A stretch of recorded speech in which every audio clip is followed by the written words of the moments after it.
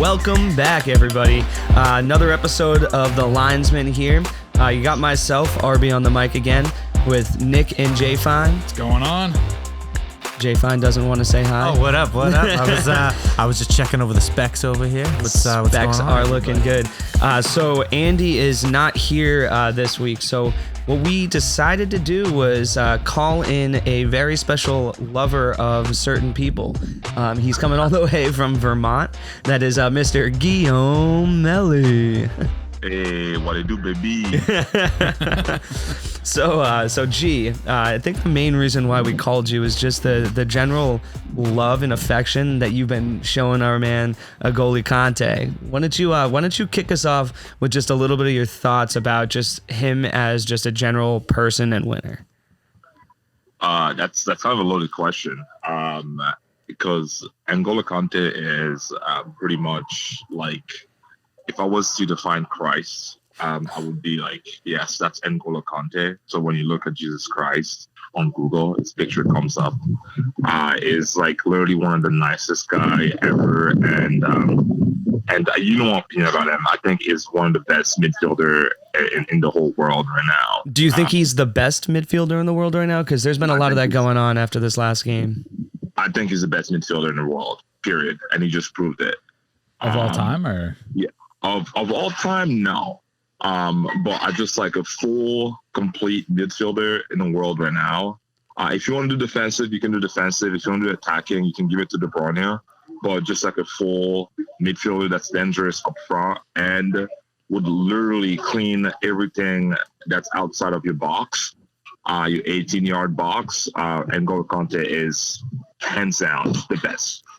Yeah, so one thing the listeners have gotten so far from us is basically we've been trying to continue to talk ourselves into Chelsea winning for, I don't know, what, the first 5 episodes that we did. the first 5 weeks of the show. We worked our way all the way in, and I think finally it was Nick and I here. We stuck to it, and we've been kind of praising Kante as that guy that's just kind of, I don't know, Tuchel said it yesterday or on Saturday. You know, they kind of just like the rock in your shoe, you know, it's just like always there. You can't get rid of it. It's just kind of annoying. It's always on your person. And that kind of changed the difference a little bit. Yeah. I know that was one of the main reasons why Nick and I chose. What did you see in that, Nick, when we're watching the game? What do you think we predicted kind of came true? How did we pull this off? Just their dominance in the midfield and hitting Man City in the counterattack, like I was saying for the last 3 episodes. That's the City's one weakness. That's it. The counterattack. It's brutal. Mm-hmm. Their counterattack defense. I'm sorry. So if you have a player like N'Golo Kante in there who can transition the ball well and, you know, hold it down in the midfield just in case if anything happens, like he was the key player in that game. I agree with G over there. Yeah, I thought that it was pretty fun. We did a lot of talk, a lot of discussion about who might actually come out and play for both sides, especially since everybody knows Pep's just constantly changing everything around. So we talked more about Chelsea kind of changing things around. And I know that one of the first things that I noticed was having Havertz actually out there starting was kind of a shock to me. I didn't expect them to actually start him again out there. He's a young player. He's been playing well, but they really don't use him all that much in these big situations, in these big games. I mean, he's never had a Champions League goal before. So I thought that was kind of pretty telling that they did want to kind of come with that young energy. They didn't want to just sit back and feel comfortable. And I think that showed out in the game. Yeah. It was nice to see the young guys get a chance on such a big stage because they'll definitely be there again eventually. It was just nice to see. I love Pulisic coming on in the 66th minute. That was nice. Coming in it was Mason Mount, wasn't it? No, he stayed in with Mason. He came in for Werner. Oh, that's true. Which was great because that's one thing that we talked about. I know G mentioned it too. Werner was he almost did everything he could to just try to lose the game. The Werner is trash, man. Like Chelsea should get their money back wherever like they bought him. And like talking about this coach, man, if you remember, like last year he was there, right? But he lost with PSG. Yep. And then for him, he's doubling down on the younger guys, right? It's like, all right, guys, like I expect to be here next year too, right? So you guys are the guy that's gonna carry me here, right? And he's kind of like the coach, like the players coach, right? And giving his players like the opportunity to shine. I was really surprised too that he started him as a striker. But man, like Shevchenko, whatever his name is, the Ukraine guy on the left side. Shevchenko. Yeah, Zinchenko. Yeah. What are you doing, dude? Like, you know It's what I mean? Number one, it's funny. I was surprised he started. Yeah. I thought No, he was he's gonna been be very good this year. Zinchenko's been very good this year. I'm just a little thrown off that they would keep Aguero off until the 77th minute. And Fernandinho. Yeah. Aguero came in and immediately made a difference. You could tell. It was just a little, I think it was a little too late for them. Yeah, it was a little late, and I don't know. I feel bad for the guy, but I don't know. I was kind of scared when he came in. I was like, oh my god, they're not about to tie this game. That's exactly how I felt too. I was watching and I go, they're gonna score a goal, maybe score 2 goals. You never know. Like, yeah, I was like literally like, I was like, oh my god, it's going to be 1-1 and then 2-1 Chelsea. I mean City. That's not gonna. And also me, like you know me, I was talking so much trash, man. Like before the game was over, I was like, yeah. We were at my house together this weekend, and my roommate's a big City fan, so we were just kind of going in talking about how Chelsea was going to take them down. And he was roommate was basically laughing about it. He was just like, okay, yeah, right. None of that's going to happen. None of what you're going to say is going to happen. And really a lot of what G said was going to happen. One of the top 3 guys he talked about as being like the guy to watch, the game changer there on the backside for Chelsea was Rudiger. Exactly. Rudiger. That guy is a German engineering man. Like I said to watch out for 3 people because like I didn't know if Mendy was going to start because he was kind of like so. He's also another guy. If you look at a lot of guys on Chelsea, there's a lot of guys that play with grit, right? Because like if you look at Mendy in 2014, he was cut from the French 3rd division, I believe. And now he's playing on a stage with like Chelsea. That's an unbelievable comeback, right? Look at Kante, man. Kante played 3rd league, right? Again, another guy. Those guys like have like really a chip on their shoulder. I was like, if you play Mendy, and one reason Mendy too, I like it the way he plays. If you look at the first goal from the beginning, Mendy, that ball that he played on the left side is unbelievable with his feet, man. And he's also like a brick wall. And like, what was his? He didn't conceive a single goal in the Champions League or something. It's like the first goalie that's ever done that. He played well. Granted, in this game, I mean, he had to make 1 save. So yeah, he didn't make that many saves. He had to make 1 save, and there's 1 shot on goal. I think one real save. That's because that's what your other guy there is Rudiger. Like he came out and he did that. I mean, he had an unbelievable block when Foden was coming in. I think it was like the 27th minute or something. Like that was a huge play at such a pivotal time in the game. I thought he fumbled it. I thought he messed up big time. I was like, why are you coming out of your net like that? Yeah. At least try to get the ground, maybe get a hand on it. Don't try to come at him. Do like that weird hand slide combo. Yeah. Well, I mean, because that's what G's saying there with the goal that we had. We talked about Ederson. Ederson's the one who plays the ball well off his feet. You know, he's really, really kicking that ball out there as far as he can.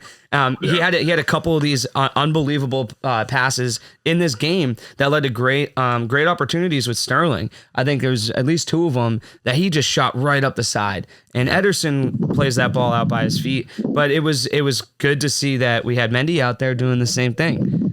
He kind of set that goal up. Chilwell sets it over to Mount. Mount plants a seed. It was beautiful. Just plants a seed. And I don't know what you guys think. When I was watching it live, I thought Ederson got his hand on that ball out there outside the box. I was like, even if he trips and falls, I was like, that's got to be a red, right? I was way too excited to see the ball go skip in by him and go in, and I don't even care if it happened. He would have gotten a red card. It would have been a different game regardless. But yeah. it was nice to see that. No, it was just this game was just exciting. It's funny. We were talking, Nick and I were talking before when we got in. You don't really see it in the stat sheet. There wasn't a lot of shots like ripped at net, but the game was fast and there was a lot of scoring opportunities and the ball was going back and forth. I mean, these two teams were playing some real sexy soccer. Yeah, they were. Gee, if you think De Bruyne didn't get hurt in the 60th minute, do you think they would have won that game? Or at least tied it? No chance. No chance. He was out of the game. Like, look at the stats, right? Yeah. So, I don't know. So, if you look at Kante, right, his job is a defensive midfielder. And number one, like I was telling Ryan, Kante's job was going to do one thing. Take De Bruyne out of the game, just like in the World Cup when they played Belgium. If you take De Bruyne out of the game, City is nothing. Look at Sterling. He was running around like a chicken with like his head cut off, right? I don't know. He didn't play that bad. He had a couple of good opportunities. He had a pretty solid game overall. I was so disappointed. And then Mahrez too. Mahrez just does one trick, there's all these weird dribbles and cuts in and try to shoot with his left foot. But like I said again, like no chance. Kante played the whole game as a defensive midfielder, and he had 0 fouls. People don't understand. Yeah, that's impressive. That's the impressive part, because he's in on everything. He had a couple of tackles that I don't even know how he got his foot on the ball without knocking somebody to the ground.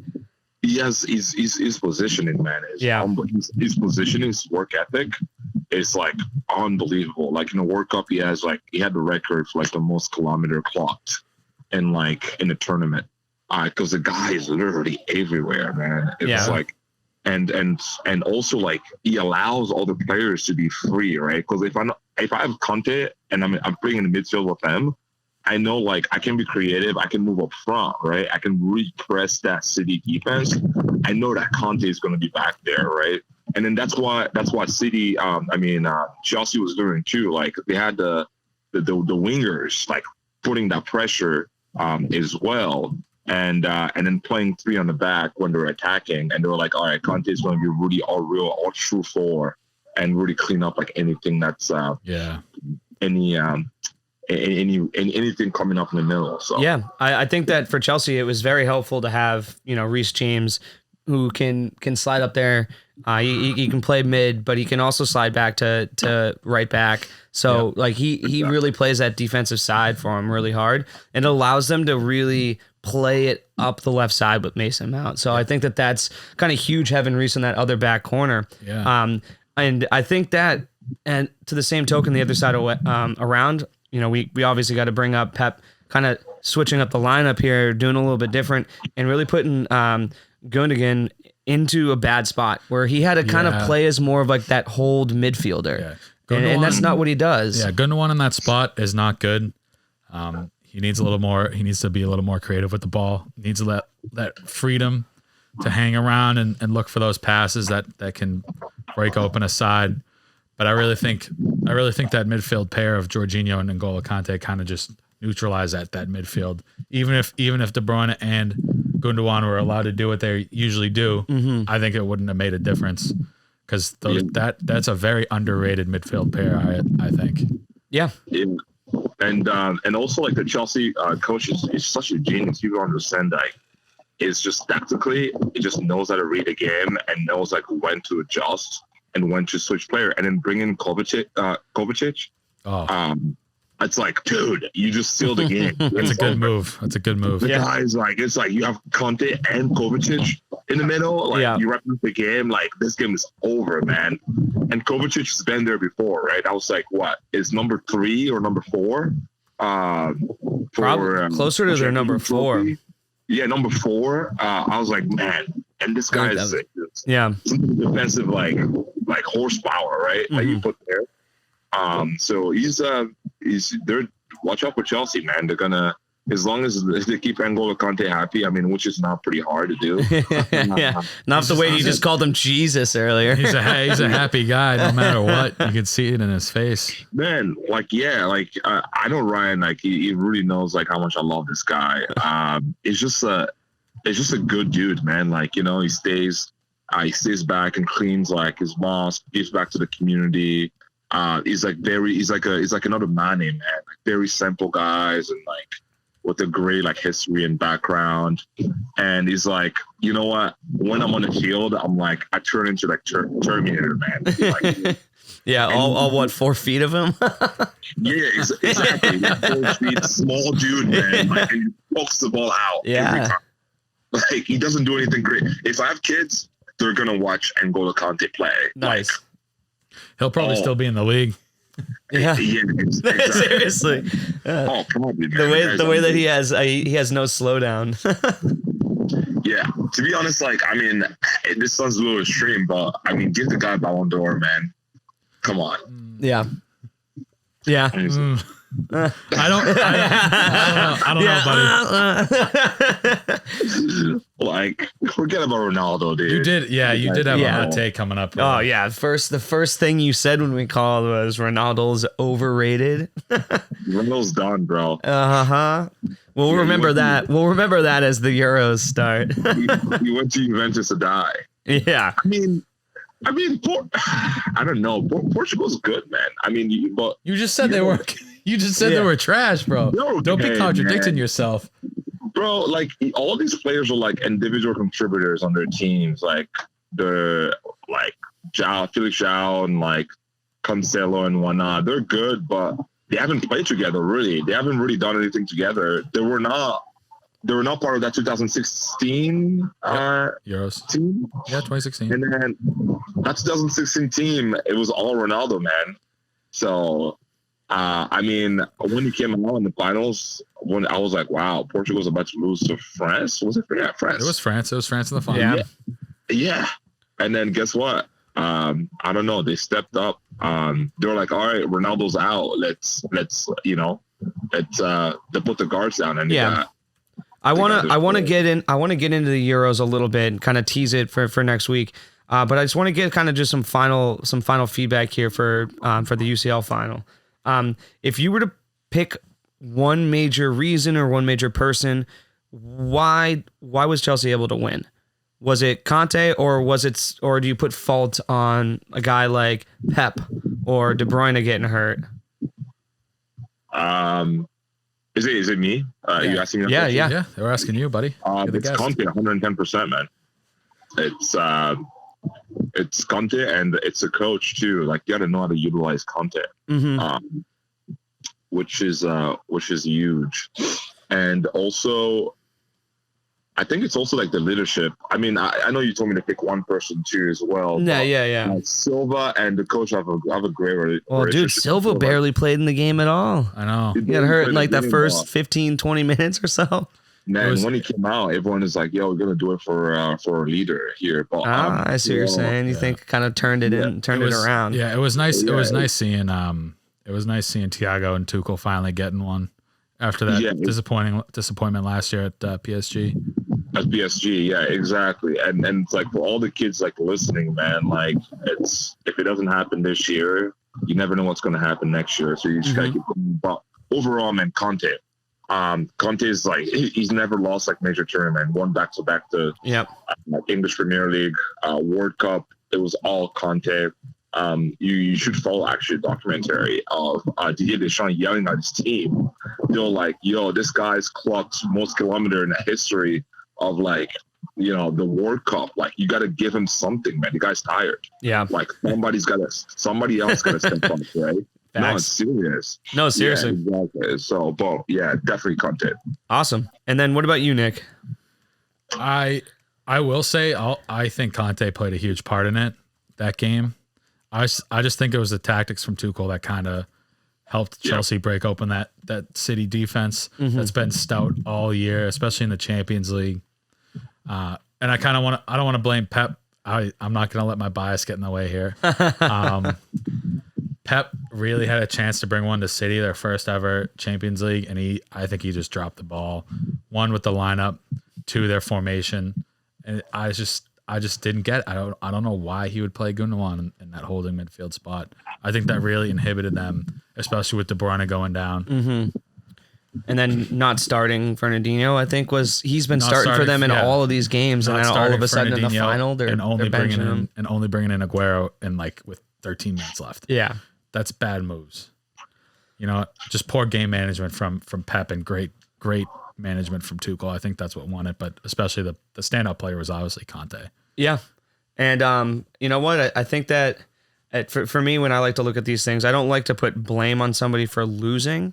I'd rather put it on somebody for winning. So I kind of like that. You know, Kante obviously was the player of the game, but just overall, that whole left side really played well. Yeah. If anybody sucked in this, it was Werner, and he won, and he's smiling about it, so he doesn't care. So Werner he wasn't doing it. Yeah, and Pulisic, first American ever to Oh, yeah. one to Good go to a fact. Champions League final. Mm-hmm. Two, And he had a missed shot there in the 72nd I was minute, like, I dude, think. I was like, I mean, you he should've chip fucking- shot. You should have fucking roofed that. It would have been amazing. First American ever to be in the Champions. And he comes Score a in as goal that super, and win. just like we said too. He's gonna come in. He's gonna come with that energy, and he's just so quick. To put one in would have been great. It would have been amazing.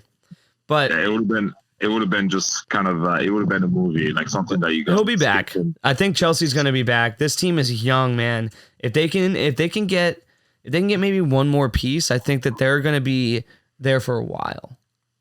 Yeah. They got a lot of young talent around. Yeah, but that's what they say, and then Chelsea And then they'll go fall on off. they'll go on like a good 2-3 year run, and then they'll fall off again. They'll switch their managers. I think it's just the ownership. Yeah. I think if they really want to be successful, they just stick with youth, with their young team and great manager. Yeah, I mean, as sad as it is to say, G, as us Tottenham boys, I think God. that if our boy Kane's gonna leave anywhere and go anywhere, Oh, go put to him Chelsea. up there at striker Yeah. for Chelsea. Yeah. Are you kidding me? Tell me they're not gonna win. Tell me they're not getting the treble. Yeah, get rid I of- mean, get come rid- on, tell me get it's rid not. of- Get rid of Werner, not man. happening. The guy's more offsides than goals. Yeah. Get this guy out of there, dude. And it's Yeah. very true. Speaking of those guys though, so we talked a little bit off mic here about the Euros, and we're gonna really get into this next week. Next week we're gonna go through the groupings stages a lot harder. Kind of talk about some of our actual real predictions for that week and then following weeks. But I wanted to kind of just tease it a little bit here and talk about a couple of the teams that we are kind of looking at to make big moves. I'll start off with you here, Nick. Who are you looking at? First of all, England, first one. They are poised to bring one home back to the great country. I just every year it's just like a heartbreak for them. Semifinals and last World Cup, the World Cup before that was the quarterfinals. It's always just some tragedy. Hopefully they can just get over the hump this year. The Toronto Maple Leafs. Yeah. You could say that they're the Toronto Maple Leafs of the soccer world.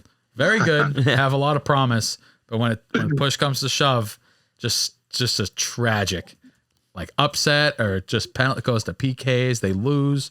Someone gets a red card in extra time. Mm-hmm. You know, it's just a shame. But their squad is looking stacked. They are a dangerous team, and I wouldn't want to play this team at all. I don't think France would want to play him, even with Kante and Pogba in the midfield. They're still dangerous. That's easy, man. I'm telling you. Conte's like Jesus on the field. He's not scared of anyone. So obviously you being also a French man yourself, having that dual citizenship, I'm sure France obviously is your big team, and as they should be, they're the favorites. So is that who you're looking at? I think you had a little bit of a hot take a second ago. Who is a little underdog team? Yeah, of course, France, man. Come on, man. That's like our African team. Man. It's like the Doubling African down. yeah. Of course, you got to go with France. No, definitely France. I think you bring in kids, like their chemistry is unbelievable, man. And then you bring in like Pogba, you bring in Kante, and then you adding Benzema, who's having like an unbelievable had an unbelievable year. This couple of years he's been balling out. You're bringing Didier Deschamps as a coach, which is like, you know, strategically and tactically is like unbelievable. You're adding Kurt Zuma there in the back. You know, so I think France definitely and Loris too, when he really decides to play, can be unbelievable. Yeah, France definitely has a chance, but like Nick said, man, England, I hope they can put their ego aside and really come together, because that team, man, it's that stack. They are just exactly, man. It's a little scary. Yeah, they had the golden child Foden too, so the golden child Foden. Well, Phil Foden didn't do anything this past week. No, I'm just kidding. He's only 18 years old, 19. Yep, a lot of promise. Little baby, a lot of promise. Yeah, he'll be up there with. He'll be on Marcus Rashford's level next when Marcus Rashford started. They'll be on the same level as him next year, I think. I think that's who I'm going to end up having to pull out for. Is I'll be rooting for the English boys. I mean, I'm English myself, so I guess it would make no sense for me to root for another place. And that team's stacked, and it'll definitely be fun to ride that through. But G, you had one team that you talked about that you think kind of a little bit of a sleeper. Who was that? I was thinking Turkey. Yeah. I don't know. Man, they got some. They got some good players, I think, and they have some players in the French league. Actually, one in Lille that they just won the French league this year. So I was just thinking Turkey, man. I don't know, something about Turkey. I think Turkey is delicious. Yeah, they're definitely gonna disrupt. Does make people fall asleep. Yeah, well, I mean, their group, it's like, I mean, Italy's definitely coming out of the group. And then Switzerland and Wales, Turkey definitely is. I think Turkey is a favorite to come out of that group. And I think Wales might be my sleeper. Wales or Italy might be my sleeper. Damn, so you guys are staying that's all Group A right there, huh? Yeah. Yep, Group A. Italy has a good back line and good attackers. The only thing they're lacking in it is like a couple of midfield guys that are kind of hurt right now, but they'll be back. Yeah, it's gonna be interesting too, because Belgium's gonna be without De Bruyne, so with that fractured orbital bone in that game, I mean I'm not worried about Belgium at all. Yeah, they should be able to clear out. He should be able to come back and play, but I mean that's gonna be that lingers with you for a little while. An injury like that, you can't hit the ball. Yeah, so I think that takes a little bit of the wind out of their sails. I think they were another one of the favorites. So I am very, very excited for this. Starts up Friday next week. So again, we'll hopefully be dropping our next episode on that Friday. So definitely going to be wanting to catch back in again next week. We do our recordings here on the Wednesdays, so we'll get that pumped out for everybody. If anybody's interested in hearing more about a specific team or one of the group stages, it's definitely going to be something that we're going to be really riding on. So feel free to reach out. And I don't know about you, Nick, but I'm kind of excited about the Olympics too. So we got that coming in right around the same time. Granted, we know it's going to be the young guys, but that's all that United States is right now. We don't have any old players here because it's not been a big thing, but we have a lot of young promise. So I think it'll be interesting to see how that kind of plays out too. Yeah, we'll see how the U.S. does in the Olympics. I'm kind of excited to see them, see what they're about. They kind of need a new coach, in my opinion, but they'll be. What's up, G? Oh, is that happening in Japan, right?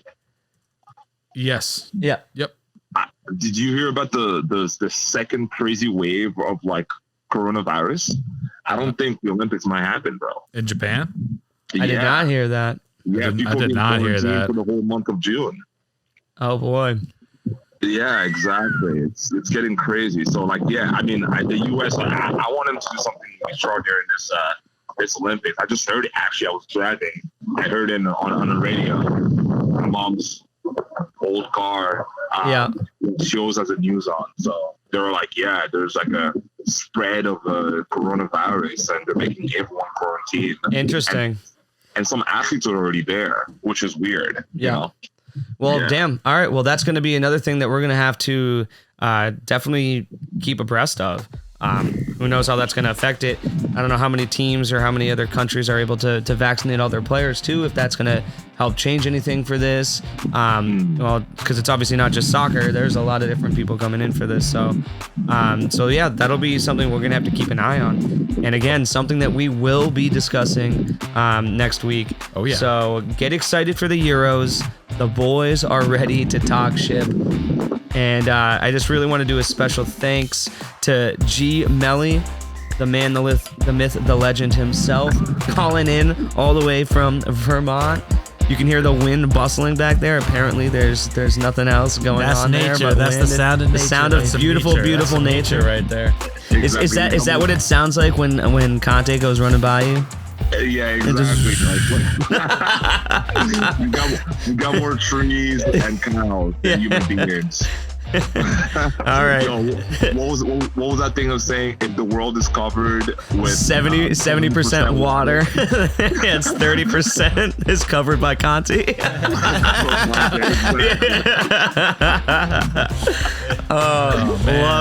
Love that. So that's gonna do it for us. Nice short episode for everybody this week. Again, tune back in for Euros next week.